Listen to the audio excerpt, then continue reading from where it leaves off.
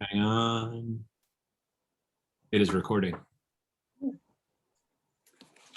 Okay, welcome to the meeting. This open meeting of the Triton Regional School Committee being conducted remotely consists with Governor Baker's executive order of March 12, 2020, and the provisions extended by Chapter 20 of the Acts of 2021 signed by the Governor Baker on June 16, 2021, due to the outbreak of the COVID-19 virus. These provisions suspended the requirement of the open meeting law to have all meetings in a publicly accessible physical location. Further, all members of the public bodies are allowed and encouraged to participate remotely. I hereby call to order the meeting of the Triton Regional School Committee at 7 p.m. I am Linda Lukowski, Chair of the School Committee, and I would like to confirm that all members and persons anticipated on the agenda are present and can hear me. Members, when I call your name, please respond in the affirmative. So, Erin? I'm here and I can hear you. Susanna? I'm here and I can hear you. Paul Goldner?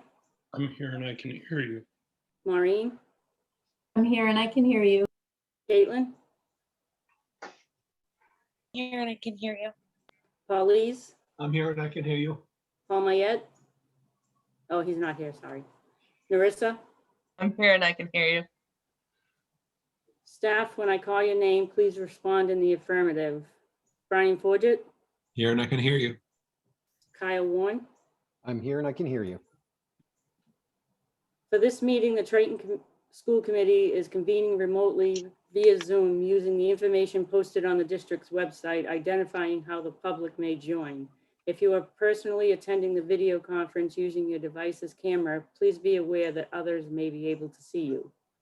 Committee members and administrators, please remember to mute your phone or computer when you are not speaking.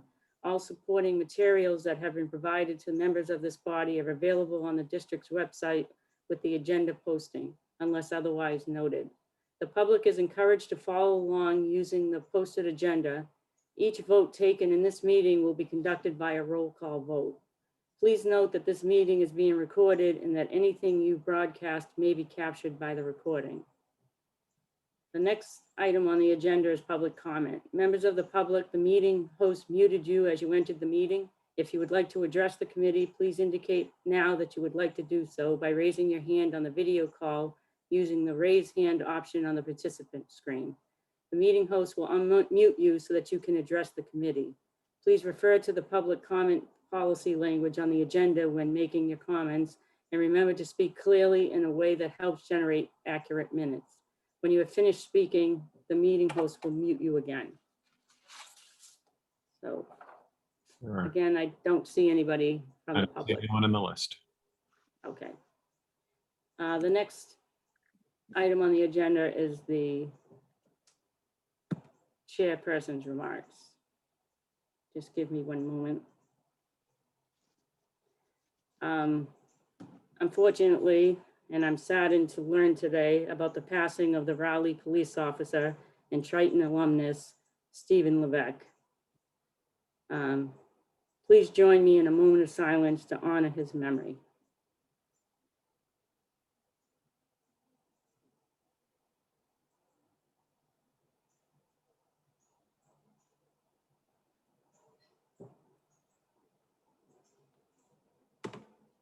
Okay. Very sad.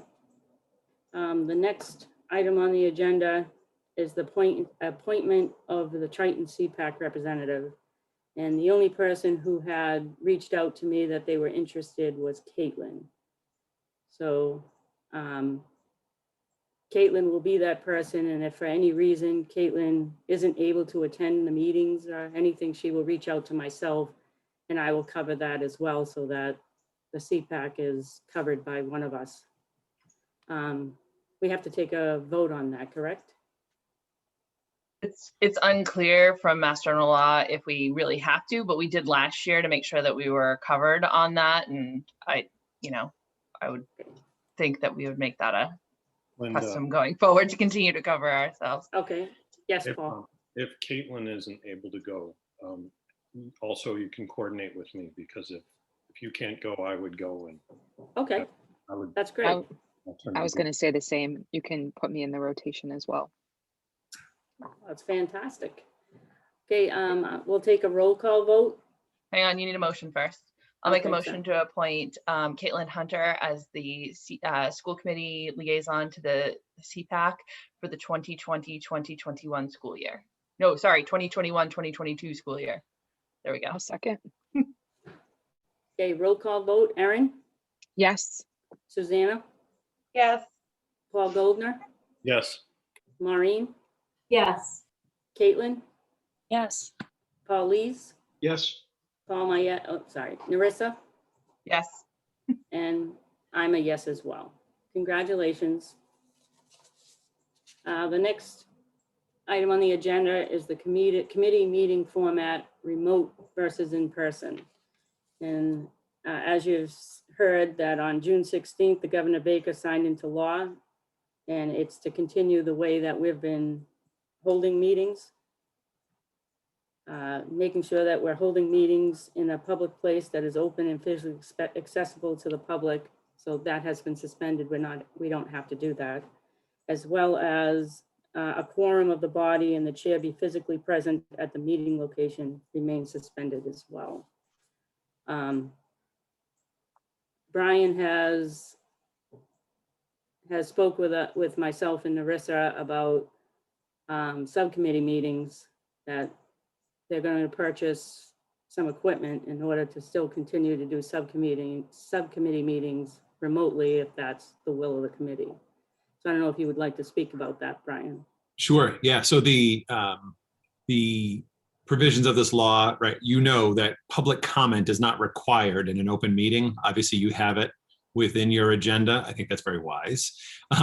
So there is no requirement that public have the ability to interact with you and during public comment remotely, but that the public has access, hopefully real-time access, to be able to hear the proceedings. So if you were to move in person for your regular meetings, we stream them live via YouTube, so you've satisfied that requirement.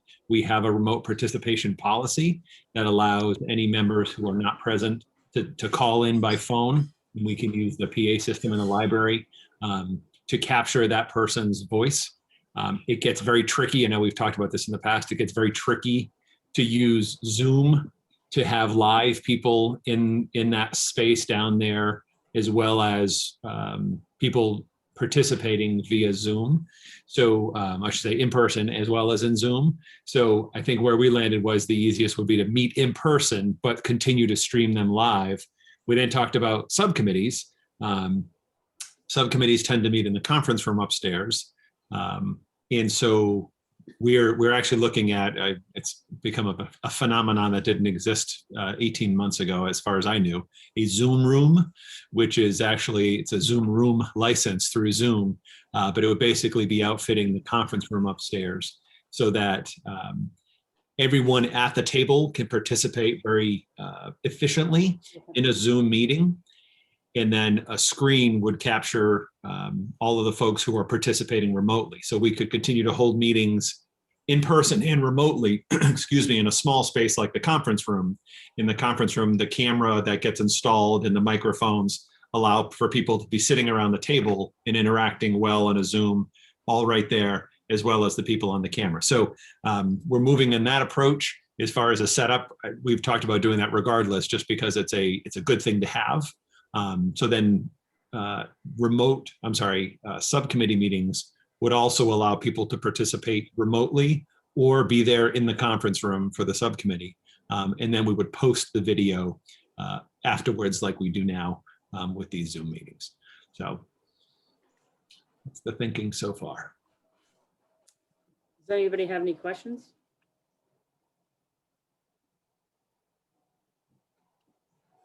I guess the question. Narissa does.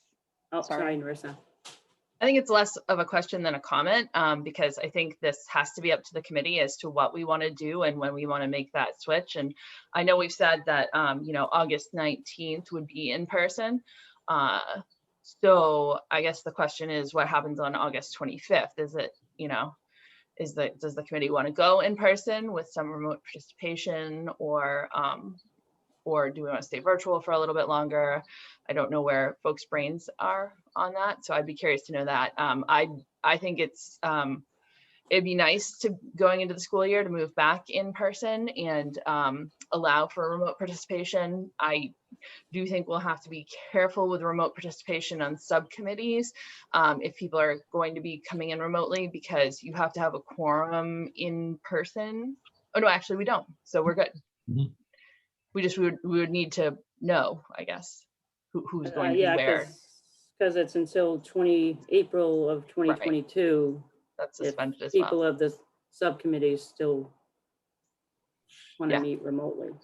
So what was the last thing you said, Narissa? We would have to know. What would we have to know? No, I was thinking that for subcommittees that we would have to make sure, because I was thinking that the remote participation guidance says that if you're meeting in person, but you have some members who are coming in remotely under regular times, not these measures, you have to have a quorum, which would mean that if you had more than one person who is coming in remotely, then you couldn't hold that meeting. But that doesn't, that's not going to happen. Those rules aren't in place, so that's not an issue. Yeah, so it could be, so you take finance subcommittee, Kyle, Sandy and I could be in the conference room, and one of the finance committee members could show up and the other two could be on Zoom, and it could all work until April of 2022. Yes.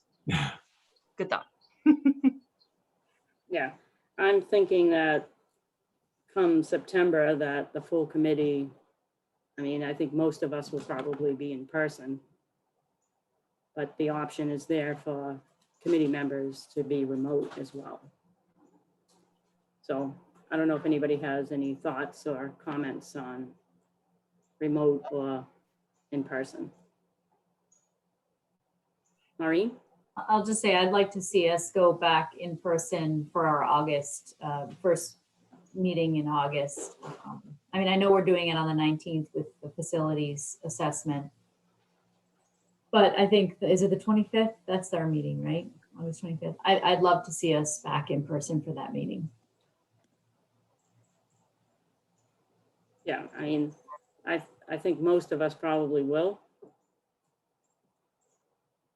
Depending on certain people's situations, they at least will still have that option as a remote option. So just to confirm, so the remote option, excuse me, in that setup is by phone. So it's audio only, it's not participating through Zoom. And that's just for committee members, right? Audience members don't have the ability to call in, No, right? correct. Yeah, it defaults back to the remote participation policy that you have for allowing members to remote in. It would allow us to Zoom in, it just the capacity and the setup. And again, if we go into the year, Narissa and Linda and I spoke about that, we don't have, right, the high school teachers, Bob Lathrop students that normally doing the recording. Maybe we can get further advanced when everyone's back in September, but for that August 25th meeting, I think it's safe to assume if we're in person that it's remote via the phone.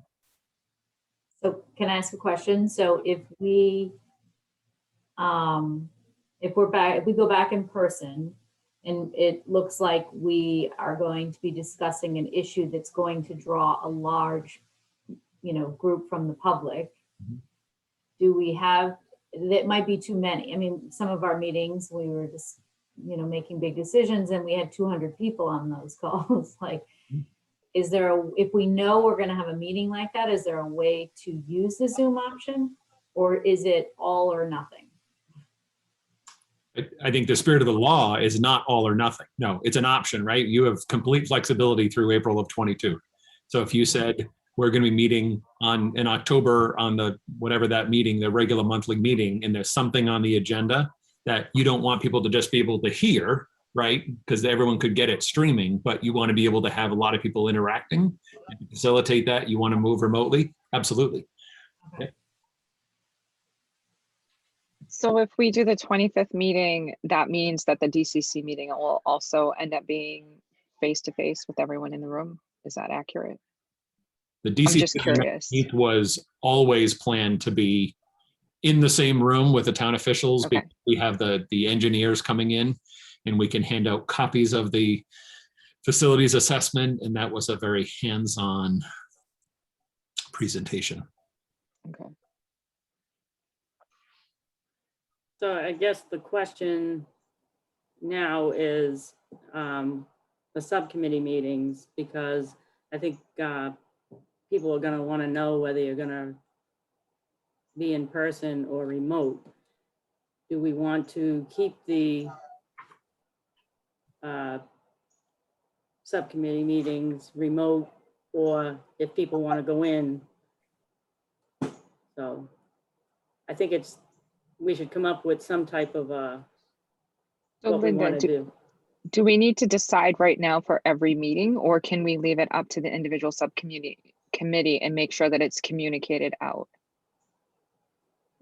Yeah, I think that's probably an option as well. Larissa, you have something to say? No, I was just gonna say, I think it can be up to the subcommittee. There's nothing in there that says that a body or it's, the bodies that are underneath it all have to do the same thing. Or like Brian said, it could even be meeting to meeting that it changes. So if there is that situation, I would love to see it eventually get to the point though, that as we're going through this, the public has a chance to comment virtually, even if they can't attend in person, because I just think that's an important part of the process, is making sure that people have the voice, and it shouldn't be reliant on our meeting format. I would hope that, in the long run, we'd be able to work it out so that even regardless of the format, people would be able to comment from their home or work or hockey rink, wherever they happen to be. Yeah, because it would be nice going forward if, I'm not sure what the law is, but maybe they can continue even after 2022, that we'll have a bigger audience if people are allowed to comment remotely. Mm-hmm.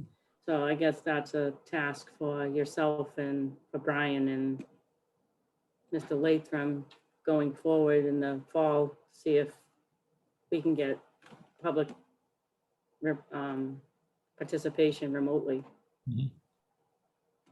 Absolutely. So I don't think we need to vote on it, just if, as you have your meetings remotely or whatever, if you could just keep me informed whether you're remote or in person, just so that we can make sure. Brian's in most of the subcommittee meetings anyway, so I guess just making sure that. I'll keep you posted. Right. Do you know when the conference room will be set up? I was going to say that was so the Zoom room doesn't happen overnight, and working with Valley Communications, who's the vendor off state contract who we've always worked with, everyone wants a Zoom room and they want it yesterday. So this is with the extension, we are not alone. So I hope to have a cost and estimate in my hand by the end of this week. And then I will be able to give you an estimate. But I would say if subcommittees are not meeting in person, then it's just straight remote meetings until we hear otherwise. I would hope that by middle of August, we'd be able to have that rolling. Okay. Does anybody else have any other comments on this? So can I say, I don't think any subcommittees are meeting in July. The one caveat is PNN, TBD. Yes. Talk about that. Okay, the next topic is our favorite topic, the facial covering requirement during the summer programming. Last month, the Department of Ed put out guidance that we would continue with the same guidance that we had in the spring, and that meant people wearing masks indoors, and then you didn't have to wear a mask if you were outside. And then last week, and then again this week, the Department of Ed said there was a misunderstanding in what their guidance was. And now, whether you're vaccinated or unvaccinated, they strongly recommend a face mask indoors, but it's not required. So now we're faced with this. So I'm going to open it up to anybody's. I just don't think it's fair what the Department of Ed is doing myself, that you're gonna have a whole elementary school full of unvaccinated individuals, and that they're saying it's okay for the kids to be unmasked. But the guidance for the summer, as well as Commissioner Riley has said going into the fall, it's going to be the exact same guidance. So I personally believe we probably have to go with the guidance, because we're not going to have a choice come in the fall. And come the fall, when you have more than just what we have for the summer program, it will be a very uncomfortable situation for all of us. But I'm going to open it up to whoever would like to speak. Narissa? I'll go first. So in talking to Linda earlier this week, we thought it was prudent to call the data review group back together because every time that we faced a policy situation like this before, we've always gone back to that group to get their input prior to discussing it here at a school committee meeting. So that group was split. I'm going to try and there was a lot of conversation, but I'm going to try and kind of pull it together. The administrative side of it, and I'll put Brian and Kim and Tara from the school side, and the kind of health directors and boards from the other side of it in that category, to say that they believe that a mask requirement at this point would be very difficult to enforce. The public health nursing side of that, including our contact tracing liaison, were in favor of having a mask requirement because they believe it's what's needed to keep students safe. So it was kind of split coming out of that. One of the things that we kind of did here, just sort of independent of that, was that they believe that whatever decision is made should be made as uniformly as possible so that it's not confusing. So it should be a pre-K through 12 decision, not anything that's somehow split. I don't know, Doug, Maureen, Brian, anybody else that sat in on that call? Yeah, no, I think you did a great job capturing the sort of the split, you know, the administrators, and then the town board of health, you know, kind of felt like just follow the guidance, hard to require it. But there was also a lot of talk about communication and education. No matter what's decided, the communication and education is going to be very important. Continue with this group of students during the summer. Yeah, I guess I would have said, so that the split in the groups that Narissa mentioned, I think from the public health nurses, it was an operational versus a medical discussion. And so medically, it makes sense, right? Listening to the public health nurses saying it's the best way to ensure safety. From a logistical and operation side, the ability to enforce that when it's not a state requirement is where I landed in the, I don't love it, but I feel like it's the most prudent decision to make. And I have polled all of my peers as far and wide as I can find, and I haven't found anyone that's requiring masks for that very reason. Right? The opinions range from we shouldn't have had masks from the beginning to we probably should have them, but without the way to enforce them, I want to focus on teaching and learning and not on fighting battles all summer. So. And Narissa, did they mention what the numbers were in our 3 towns?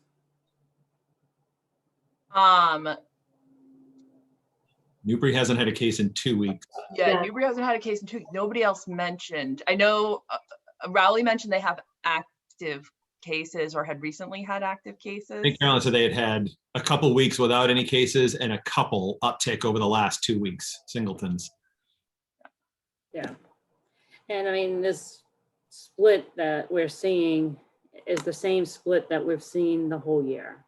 You know, some people are on one side of the fence and others are on the other. And we as a committee have been on both sides of those fences as well. So I guess the question here is, does anybody else have, oh, Paul Goldner, I'm sorry.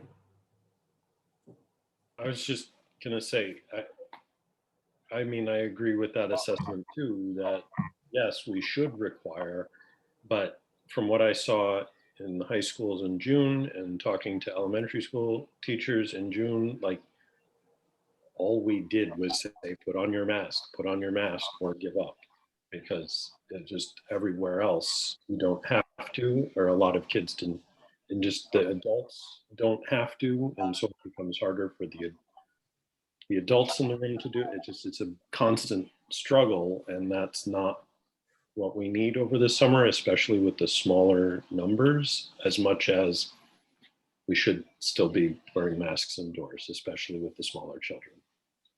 The only question, Brian, is that as we go towards this, if there are children who do wear masks, that they should be still allowed to have face masks, as well as staff members if they're wearing masks.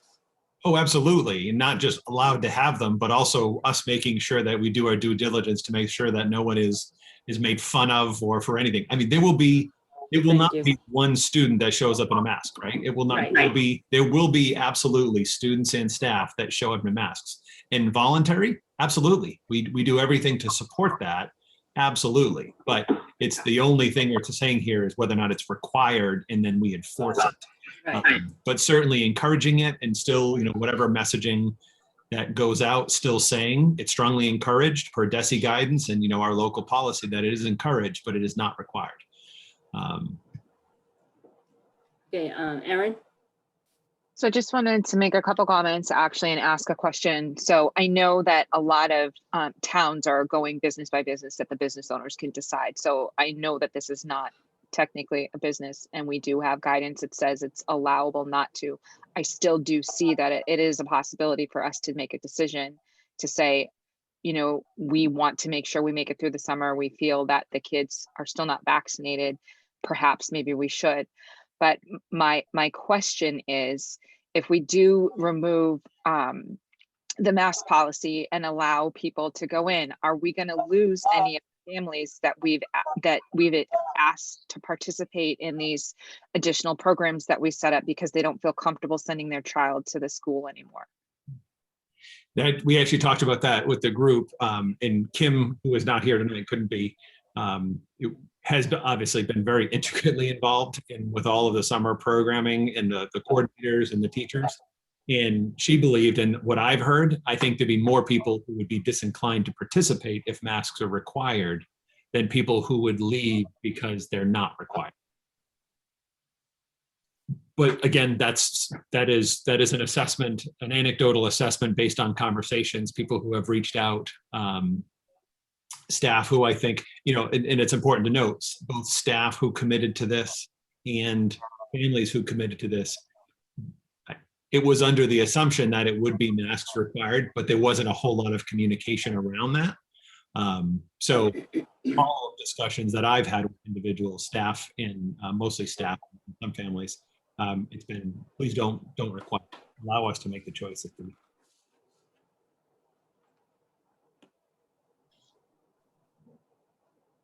You have any other questions, Erin?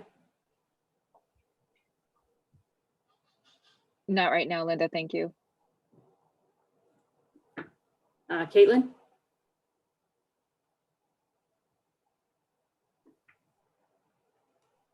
Brian, so moving through summer school, you can still do mask breaks for teachers who are, if they choose to wear a mask, they'll still get mask breaks, and children as well? Yes, and the nature of summer programming at the high school, it's kind of whittled down to mostly credit recovery. Not a lot of high schoolers interested in coming back during the summer, we're finding. Middle school and elementary is different. Parents are involved directly. So it is, I mean, there's going to be a lot of outside, there's a lot of, it's a very different structure, referring to it as camp rather than classroom. So this is not come in at 8:30 in the morning and sit there till 2 o'clock, 2:55 in the afternoon and need mask breaks.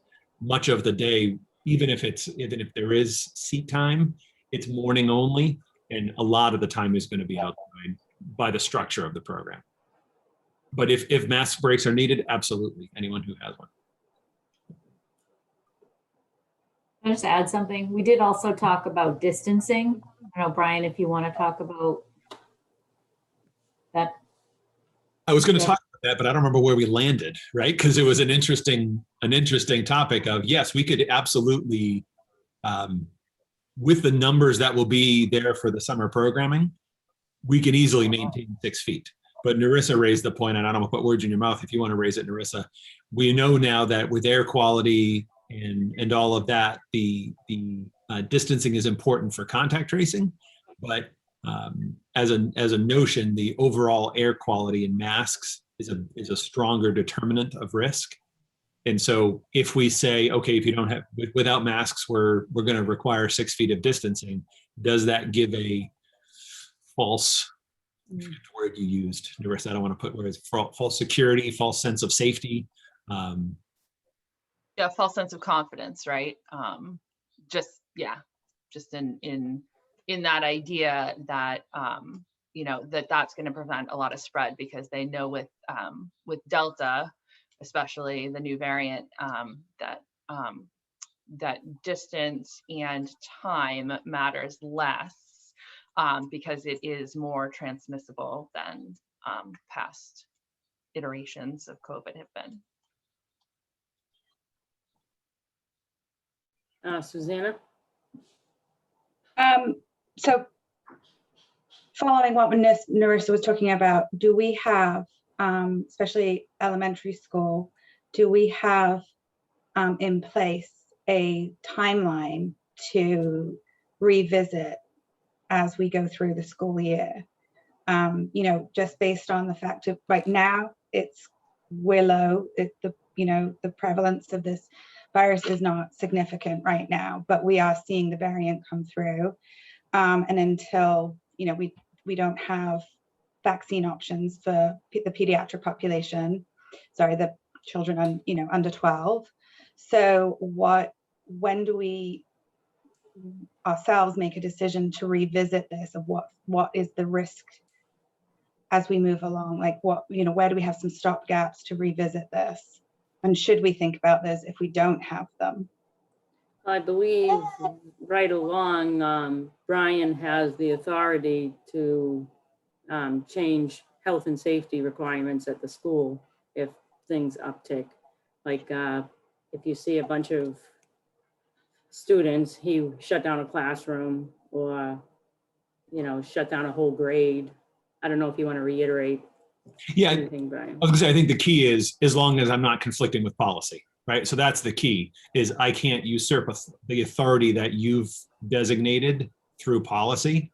So if the policy was revised to allow me that in extreme cases or what have you, you voted the plan for reopening last summer, which had the enforcement of policy, but then, in essence, gave me the authority to say, but if something has to happen in its short time, if something needs to shift right away, we're going to let you do that, and then, call a meeting if you felt like you needed to.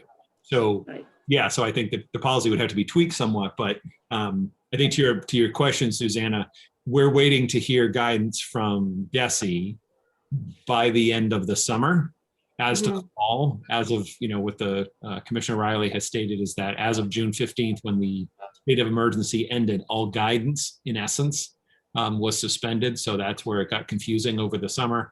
But in the fall, he has repeatedly stated, unless it's otherwise issued, there is no guidance for the fall whatsoever. No distancing, no mask requirements, or what have you. So that would be something that we kind of have on the docket for that the August 25th meeting, certainly to take a look at for the opening of the year. But then in the short term, yes, if we talked about that with the data review group, if case counts started ticking up in the towns, it's certainly something that we're going to stay in close communication And absolutely over the summer, if we had in-school transmission over the summer, I would say as of the next day, masks are required. Mhm. Yeah, I mean, we're cautiously optimistic, right? So it's just remaining that pointing out from Linda's comment at the very beginning that it's the elementary population that my concern lies with because of their inability to have any other protection than what but the requirement, we don't need to have a requirement. I guess it's just through education and communication that we will need, that probably is the best way forward. Yeah, I mean, the Department of Ed has been waffling around, ever since the start of the COVID. And just in the last couple of weeks, they said that masks were required for the summer program. And now last week, Yeah, that's they've why I'm said, confused. they've said that now it's not required. So we just wish that they would make guidance and stay with it instead of waffling around. Narissa, did you have a question? Yeah, I just wanted to kind of follow up on this. So as far as the policy goes, when we were kind of having this conversation about what happens at this meeting and kind of how do you move forward from this, the question was, how do you deal with this? It's obviously easy. We have a required mask policy in place, but what do you do if the decision is to go with a recommended but not require it? So after talking with Linda to try and get some insight, I reached out to Dorothy Presser, who's our MASC field rep. She was unfortunately out of the office, directed me to Glenn Kuchar, who's the president of the organization. And he's a big policy guy, as I found out from my phone conversation with him. Yes, he is. Yes. So he said, so one of the things we had talked about previously was, could we suspend the policy? He said that kind of leaves us in middle ground, because that's essentially us saying there shouldn't be a requirement. The school committee has said there shouldn't be a requirement. That requirement should be suspended. And it leaves potentially Brian in a bad place in that middle ground. He could go ahead and put in a temporary face covering, but if it was questioned after the facts, it puts him in a bad spot. So his recommendation was to actually, if it ends up going with a recommend but a not required, was to go back into the policy. And Linda has a quick draft of that. I can share my screen if you'd like me to. Well, if we go in that direction, I think Okay. that makes sense. I don't know where people's heads are. Right. So his recommendation was to take essentially the beginning of the existing policy, change it into a recommended, and then put in what's called a reasonableness clause, which basically says if it's deemed reasonably necessary by Brian, that he could implement a face covering requirement, and that would be Glenn recommended against putting a time frame on it because there's no telling when we could meet next, and obviously we don't want to be in that bad situation in the middle ground.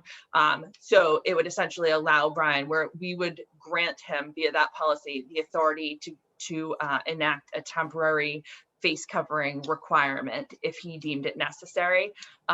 Glenn said the reasonableness clause is so that Brian couldn't do it, implement it capriciously. So just say, I want to do it today because I want to do it today. It's, I guess reasonableness is you have to have, if a third party was looking at the situation, they would have to deem it, the average person would deem it necessary to put in place. So it's in reaction to something changing there, rather than Brian just waking up one day and deciding that we need a mask requirement in place. That's all I got from Glenn. I'm not going to comment on my waking up and deciding on a mask.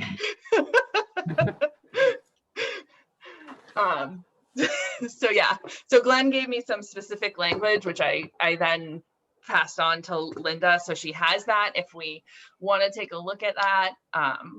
But we tried to cover all the bases, not knowing where the conversation was going to go tonight, just so that whatever happened, we knew how to move forward with a vote.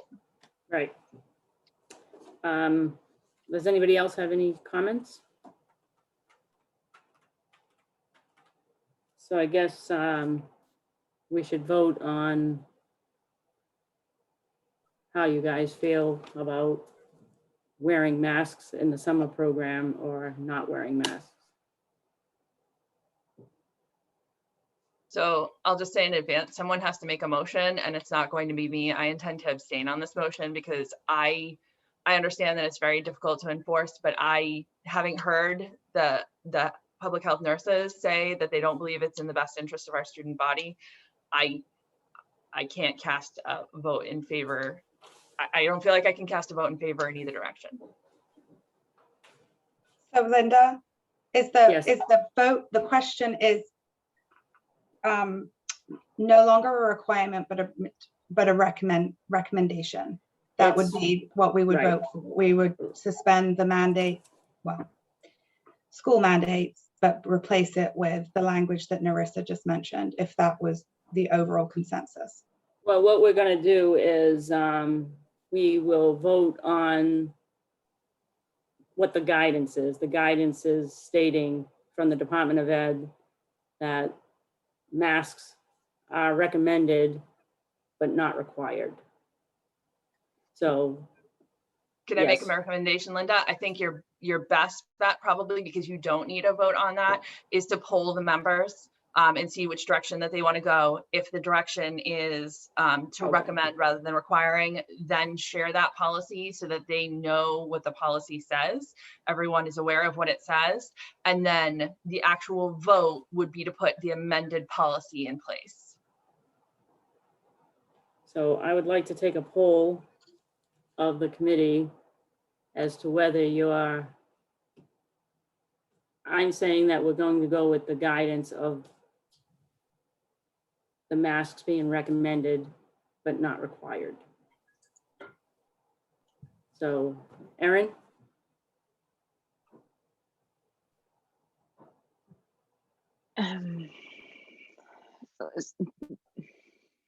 Linda, it's hard for me to still say at this point. It is surprising to me that the public health officials would strongly recommend us to keep it going. And I do understand that the enforceability piece of it, because of the fact that we don't have something to fall back on. I would hate to lose some of those children that signed up for the program knowing that this is what the summer was going to look like and this is what the situation was, and they agreed to come and along the lines of the fact that it would be in place, everybody would have it on, as opposed to wondering who else would be wearing a mask. I wish we had some more data on that piece of it. What do you mean by data? I wish we were able to poll the families to say, like, if this situation changed, would you be pulling your child from the program? I know that you said that you had more people that said to you that they would be more likely to join the program if the masks weren't going to happen. But the situation was that we presented this program to the families under the current guidelines that we were given, and now we're changing what the parameters are. Mm-hmm. Yeah, and we don't, obviously it starts Tuesday, so obviously we don't have time to poll and have another committee meeting. But just, I would say, Kim, if she were here, would say the strong communication that she's had with everyone, it's been overwhelmingly in believing that it's the better option is to not have masks, and that as far as participation, the impact on participation. Well, did those people sign up? Strong. Did the people that said that they weren't going to do, did they actually sign up for the program, or they declined the opportunity to take part in it because they were going to be required? That's It's a both. little different scenario. Yeah, I think it's both. And I think, the participation has not been real strong. I don't think I said that here tonight. We talked about that yesterday with the data review group. These are not high numbers. Okay. It has been a very challenging summer to get families to think about staying in school more. So we don't have huge participation as it is now. Decent and growing. And as we opened up, it was by invitation only across the board. And then it's expanded as we have capacity. But there is no concrete data to show the general sentiment. This is all based on anecdotal discussions. Can I make a comment, Linda? Just something that Kim had said. I'm sorry that she's not here this evening because it was something that she had said and I didn't write her exact words down. But when we talked about this, she talked about how the way we're moving right now, where the mask mandates have been lessened in the community, we have a lot of students that are out in the community not wearing masks. And so she had a real concern about the message that could be sent to students if they're out in the community, they're going to, you know, wherever, grocery store, restaurants with their family, not required to mask, and then they have to come into school masked. She was concerned about the message that would send to some, is maybe our younger students, that it's not safe in school. It just struck me, and I was going to ask her to talk about that tonight. So I didn't do her words justice, but No, I think you captured that well. And I think also under the assumption right now, as far as we know, September is completely normal, right? No masks, no distancing. Using the summer for those students who did return in the spring, incredibly anxious about returning, period, masks or no masks. But to be able to have masks optional, which they would remain in the fall as well, but just with the smaller groups and the full setting, just having that opportunity to see some kids with masks, some without, and work through that process with smaller numbers rather than when we have 2,300 students walking back through the door come September.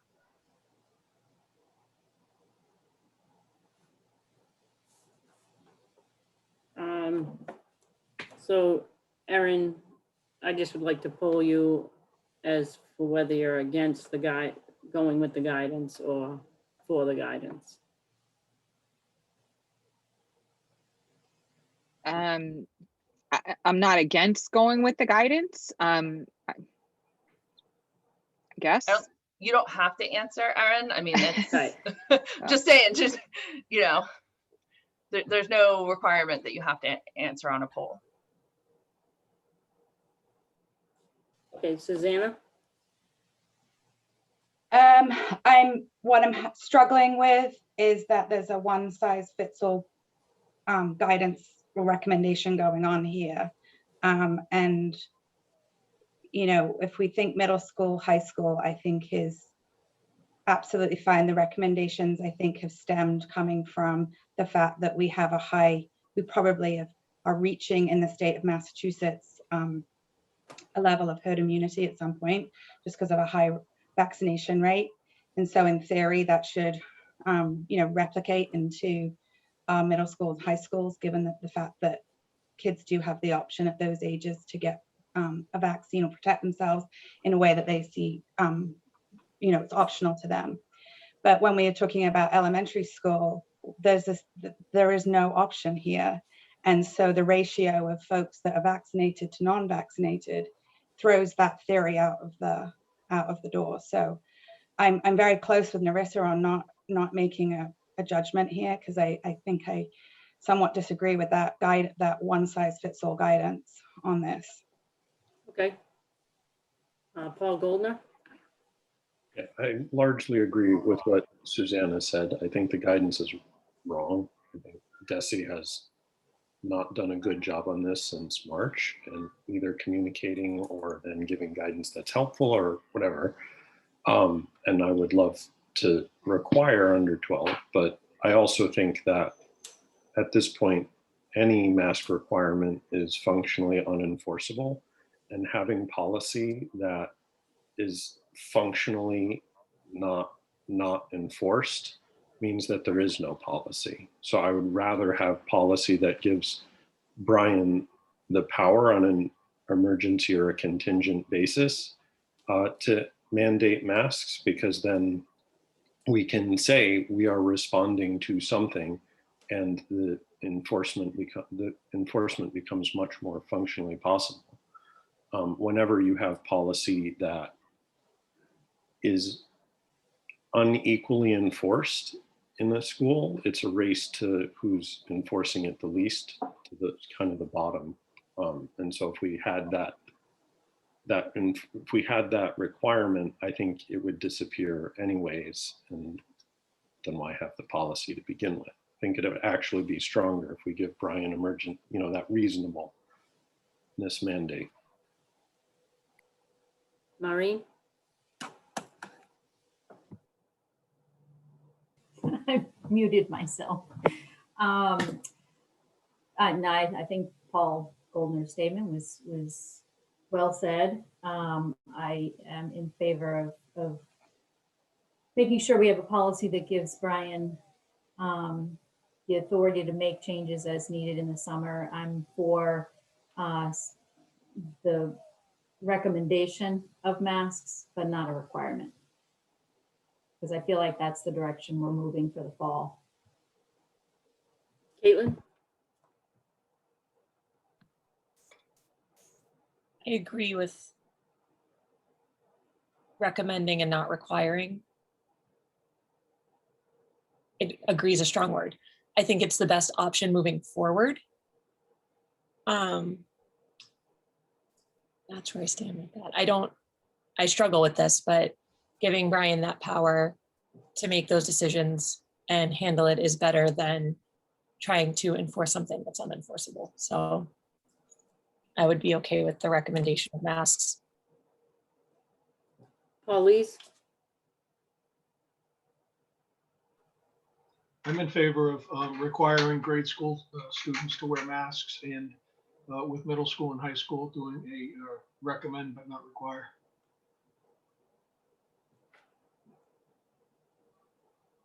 Wait, can you say that again, Paul?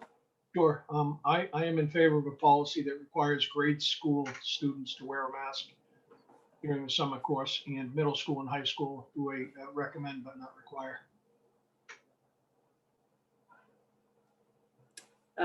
And I myself are with the guidance, because again, this is going to be the way the guidance is come the fall.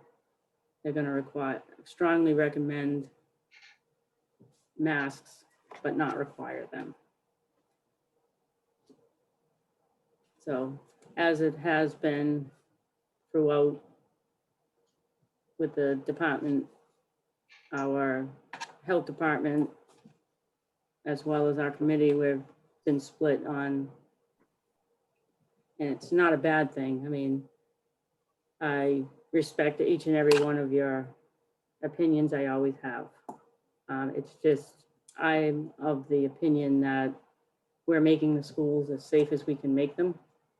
And it's going to be up to the parents to decide to send their kids with masks.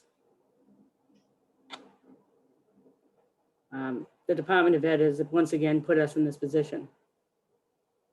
We have a whole elementary level unvaccinated, and they're saying they can go back to school, and come the fall, go back to school. I mean, the numbers are low, especially in our community. There's only one in a few cases in each town. I'm going to share the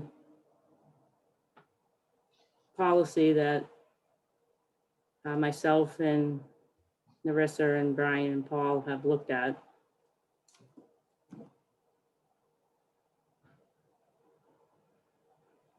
Let's hope that I can do this correctly.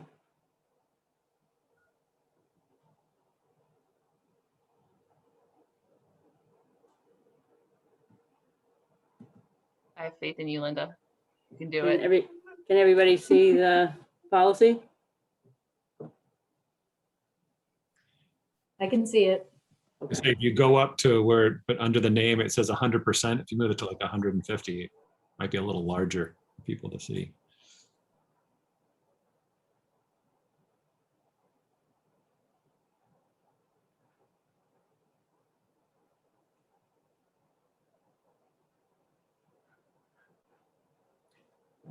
Okay, I'm struggling to find that. So over to the left, it's in the first row of like buttons. Get right there. Yeah. Okay.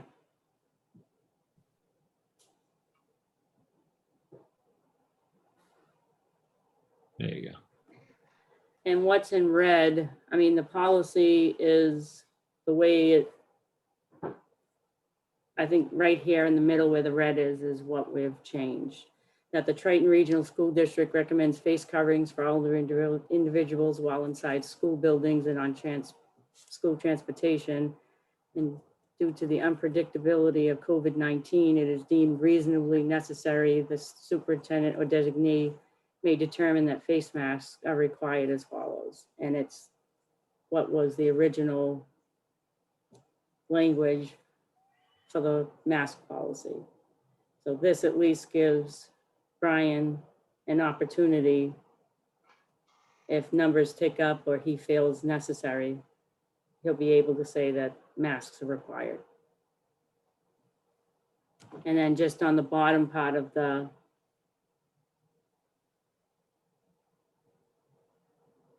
policy, it's just stating the governor's requirement. So, does anybody have any questions on the policy?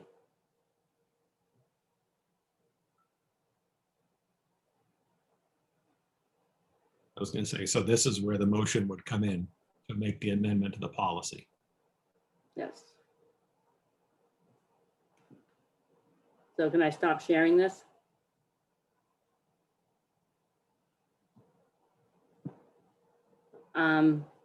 So we'll need a motion to amend the policy. And this would go into the fall as well. No? So it would go until the committee decides to change it again, but I believe the recommendation both from MASC and from Brian was that it gets considered again before the start of the school year, because there is that possibility that there will be additional guidance coming. So while there's no limit on it, I don't want to say right now, like this is the last time it gets considered, and then have people say afterwards that you know, Right. That something else happened. So this policy would be for the summer program. It would be until it's changed again. But it should have a review before the beginning of Yes. the school year.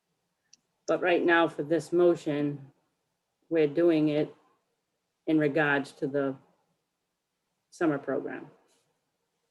And make a motion to accept the amended mask policy as presented to be reviewed at our August 25th meeting prior to the start of the 2021-2022 academic school year.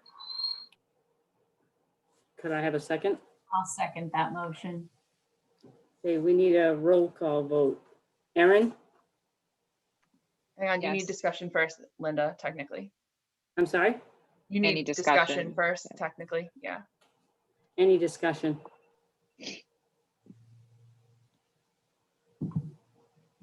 Roll call vote.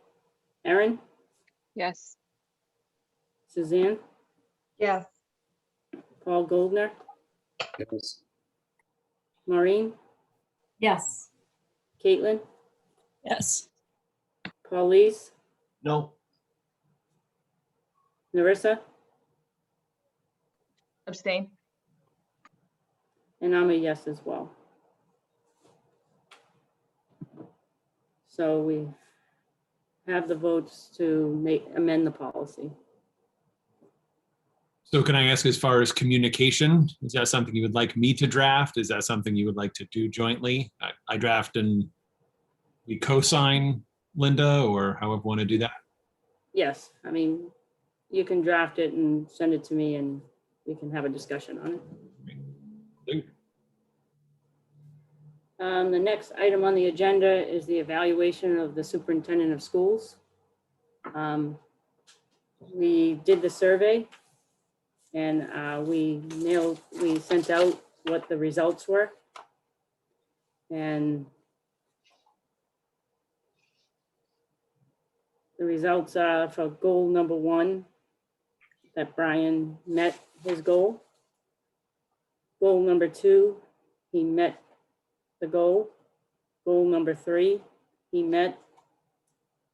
And as an overall evaluation, we rated him as proficient. Now, a few years ago, when we started doing Brian's evaluation, we had the whole packet of evaluation that we had to go through. And trying to go through that evaluation was very painstaking because half the time, a lot of the criteria that was being done didn't even align with what the superintendent was doing. So over the past few years, Dina did a great job in whittling it down to be more in line with what Brian, and at that time it was Mr. Farmer. And then Narissa also worked with Dina to whittle it down even more. And the hard part of doing this is where you do a break point of where he's proficient, exemplary, needs improvement.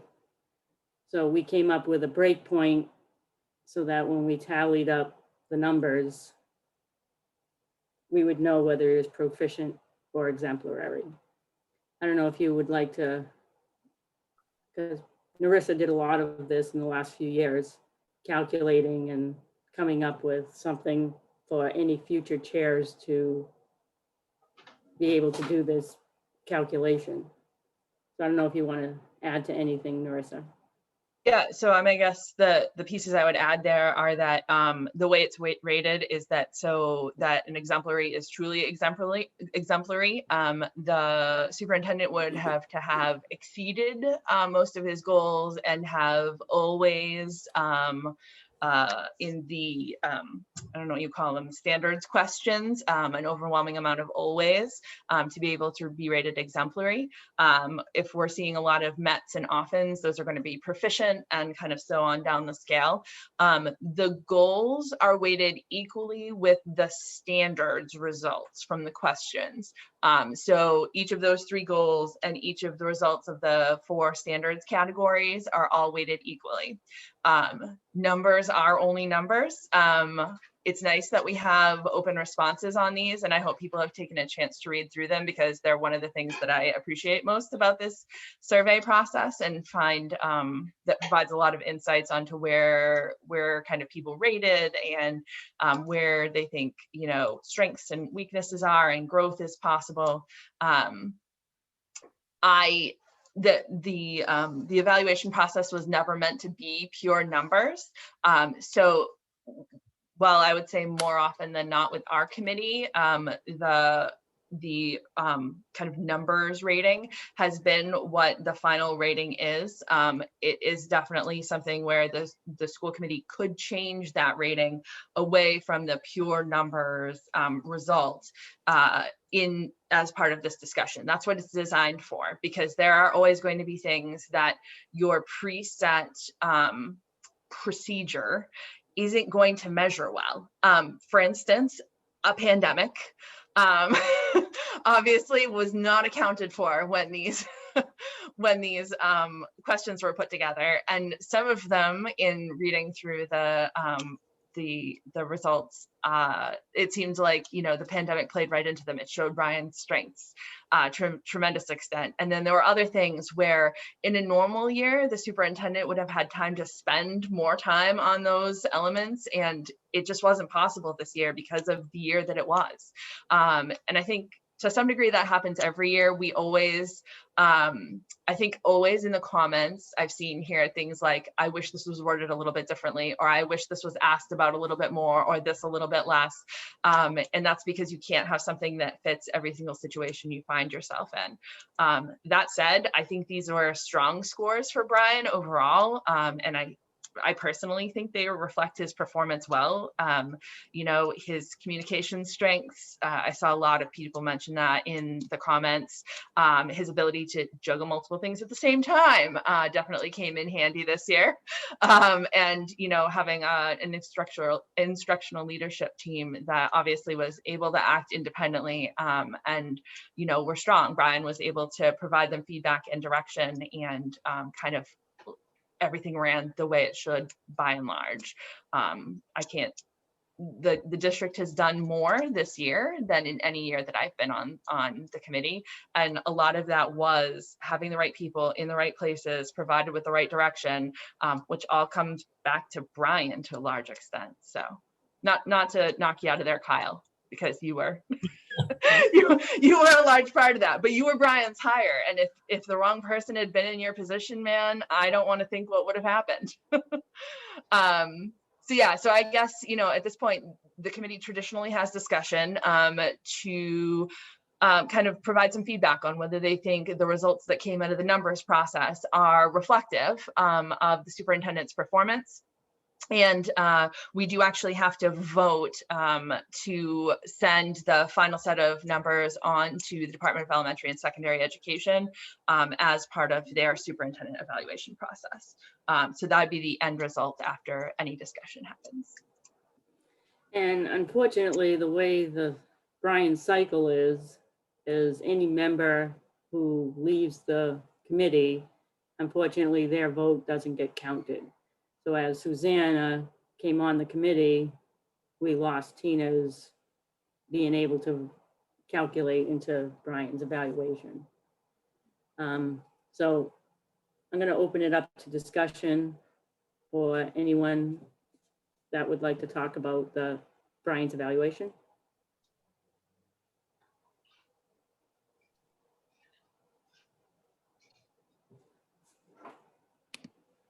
Okay, Paul Goldner. I mean, I think the comments capture this and the ratings captured it. That Brian did an excellent job leading through an extraordinarily difficult year in a lot of different ways. And I think that, the evaluation process did what it's supposed to do. It allowed us to all answer the questions about what Brian is doing and shows where he is as a leader. Perfect timing, by the way. Yeah, absolutely. I mean, most of the comments were spot on. I mean, even us as a committee, when we didn't agree with some things that Brian wanted, Brian just pivoted and continued and did what was the will of the committee. And I think this was a great year for a lot of our educators because I think they were able to teach probably the way that they dreamt that they could teach. Thinking outside the box, using tools that they haven't been able to use. And I think our educators rose up and did a fabulous job. I mean, there's nothing that we could say that our educators went above and beyond what we ever thought was imaginable. And again, it was Brian allowing our teachers to do a lot of that. I just think Brian did an incredible job with the amount of restrictions that he had. And I mean, pulling together, hotspots and we were thinking about giving one-to-one computers, but this forced us, and how his team came together and gave a whole district, over 2,000 computers to students, hotspots to students, so that there wasn't any student that wasn't able to log on. Delivering food to students. I mean, it was just an incredible operation to watch. And I was honored to be watching that and part of it. It was hard for us as school committee members. Our community was against us, even though we were trying to do what was in the best interest of our students and our families. None of us that signed on to be school committee members ever thought that we'd be making the decisions that were made. And to some degree, I believe that the community didn't do us justice. It was just a tremendous, the stress that teachers, families, all of us, we were all in this together. And unfortunately, some families didn't believe that we were in this together with them. And that was hard for a lot of us. I just want to say that I think each and every one of you did a great job.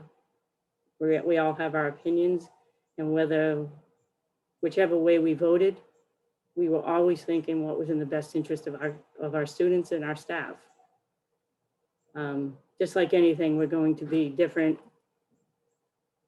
votes because we all have different opinions. Brian, congratulations. I think every comment and every grade that you received was well-deserved. And I'm very thankful that we had you as our superintendent during this COVID-19, because as I've seen with other superintendents, some had resigned, some left it all up to the school committee to make decisions. And I honestly believe you were in there with us and as a team. And I appreciate that. Thank you very much.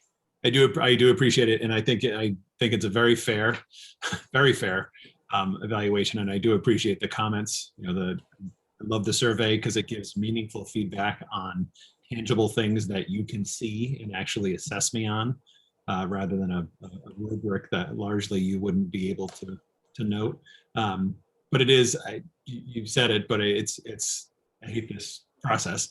I always like being the center of attention, but not when we're talking about me. It is tremendous. It has been the most horrific 15 months, but it has been such an amazingly rewarding 15 months watching people step up, whether we're talking the committee or teachers or instructional assistants or custodians or cafeteria workers or business managers, or right, it doesn't matter. Everyone absolutely shone, and great, that reflects on me and my evaluation. And yes, I have a hand in that, but certainly takes a village, and the village stepped up for sure this year. So, thank you. Absolutely. And I think we've learned more about HVAC systems than we've ever wanted to learn about. And thanks to you, Kyle. Does anybody else have anything else for Brian's evaluation? Okay. We can vote. Yeah, I was gonna say, you need a motion. I'll make a motion to approve the evaluation of the superintendent of schools for the 2020-2021 school year as presented and discussed. I'll second. Any discussion? A roll call vote. Erin? Yes. Susanna? Same. Paul Goldner? Yes. Maureen? Yes. Caitlin? Yes. Paulise? Yes. Narissa? Yes. And I'm a yes as well, so congratulations, Brian. Nice job. Keep up the great work. Appreciate that. Thank you, Linda, and everyone else. So just to confirm, this gets submitted to DESE, and in case anyone looks at the data, goals information is not submitted. What's submitted is 5 data points, there's 4 standards, and an overall. So just so that you're aware, those are the 5 data points that get factored up into the DESE reporting. All right. Okay. Do I now read the executive session section? Yes. I can make a motion. Okay. I'll make a motion to go into executive session for the purpose of planning for negotiations with union personnel, specifically the local association of federal, state, county, and municipal employees, AFSCME bargaining units, to return to open session. Can I have a second? I'll second. Okay, roll call vote. Erin? Yes. Suzanne? Yes. Paul Goldner? Yes. Maureen? Yes. Caitlin? Yes. Paulise? Yes. Paul Mayette? Oh, sorry. Narissa? Yes. And I'm a yes as well. I want to thank those of you from the public who are here. Thank you and have a good night. All right.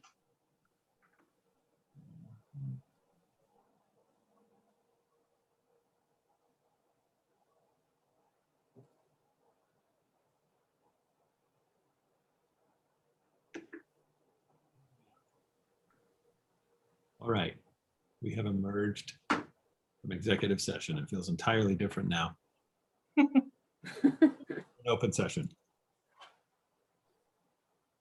So do I hand this over to, or am I just saying that we didn't come out? The next item on the agenda is ASME contracts approval, so we don't have an approval to do, so you can move directly on to the adjournment. Okay, I make a motion to adjourn. I'll second, second. any discussion? Roll call vote, Erin, Yes. Susanna, Yes. Paul Golder, Yes. Maureen, Yes. Caitlin, Yes. Paul Lees, Yes. Narissa, Yes. and I'm a yes as well. Have a nice evening, and hopefully you all have a great 4th of July Great. and enjoy your month of July off. Yeah. Maybe. Wow. Thanks, Linda. I had a month off in a long time. Recording off.